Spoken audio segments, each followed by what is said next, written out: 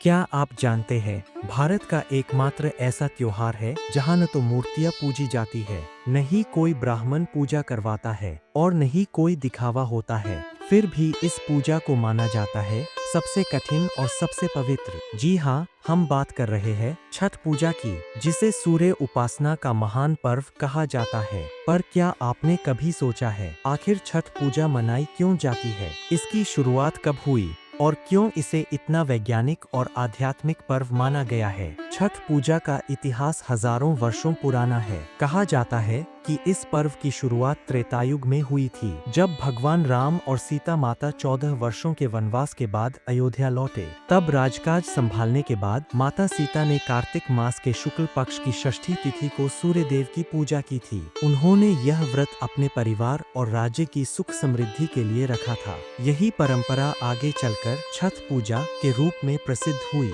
लेकिन इससे भी पुरानी एक कथा है, महाभारत काल से जुड़ी हुई। कहा जाता है कि कर्ण, जो सूर्य देव के पुत्र थे, वे प्रतिदिन नदी में खड़े होकर सूर्य को अर्घ्य देते थे। उनके शरीर पर सूर्य की किरणों की ऐसी ऊर्जा होती थी कि वे कभी किसी के सामने हार नहीं मानते थे। इसी कारण लोग उन्हें दानवीर कर्ण के नाम से जानते हैं। माना जाता है कि आज भी सूर्योपासना का यह व्रत कर्ण की इसी साधना से प्रेरित है। एक अन्य कथा के अनुसार प्राचीन काल में राजा प्रियव्रत और रानी मालिनी को संतान नहीं थी। महर्षि कश्यप ने उन्हें यज्ञ करने की सलाह दी, लेकिन जन्मा पुत्र मृत हुआ। तभी स्वर्ग से एक दिव्य नारी प्रकट हुई और स्वयं को षष्ठी देवी बताया, जिन्हें प्रकृति का छठा अंश कहा गया। उन्होंने बालक को जीवनदान दिया और राजा को हर षष्ठी तिथि पर सूर्य उपासना और व्रत करने का निर्देश दिया। तब से छठ पूजा का पर्व आरंभ हुआ। छठ पूजा सिर्फ एक पर्व नहीं, ये आत्मशुद्धि और आत्मसंयम का प्रतीक है। 4 दिन तक चलने वाला यह व्रत शरीर, मन और आत्मा तीनों को संतुलित करने का एक माध्यम है।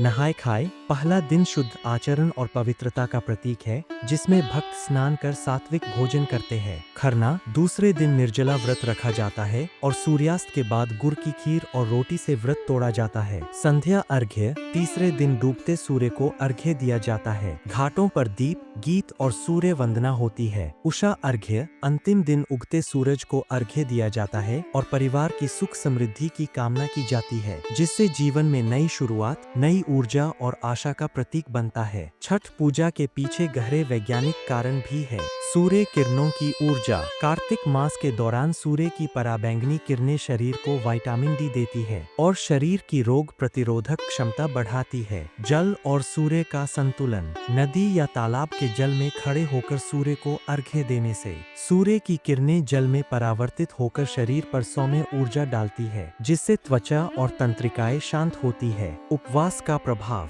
लंबा उपवास शरीर को डिटॉक्स करता है, आंतरिक शुद्धि और मानसिक शांति प्रदान करता है। इसलिए कहा जाता है, छठ पूजा भक्ति के साथ साथ विज्ञान का भी संगम है। आज छठ केवल बिहार, झारखंड या उत्तर प्रदेश तक सीमित नहीं रहा। यह पूरे भारत और विदेशों में भी श्रद्धा और आस्था के साथ मनाया जाता है। लोग नदियों, तालाबों, झीलों और यहाँ तक कि अपने घर की बालकनी में भी सूर्य को अर्घ्य देते हैं। यह पर्व हमें जीवन में सूरज की तरह उजाला फैलाना सिखाता है और प्रकृति के प्रति आभार जताना ही सच्ची पूजा है। छठ सिर्फ एक त्योहार नहीं, यह माँ, बहन, बेटी और हर व्रती की श्रद्धा का प्रतीक है, जिसमें न कोई दिखावा है, न कोई लोभ, बस सच्ची भक्ति, सच्चा संयम और सच्चा विश्वास। अगर आप भी सूर्यदेव और छठी मैया में आस्था रखते हैं, तो कमेंट में लिखिए जय छठी मैया की और इस वीडियो को अपने परिवार और दोस्तों के साथ शेयर करें, ताकि हर कोई जान सके क्यों मनाई जाती है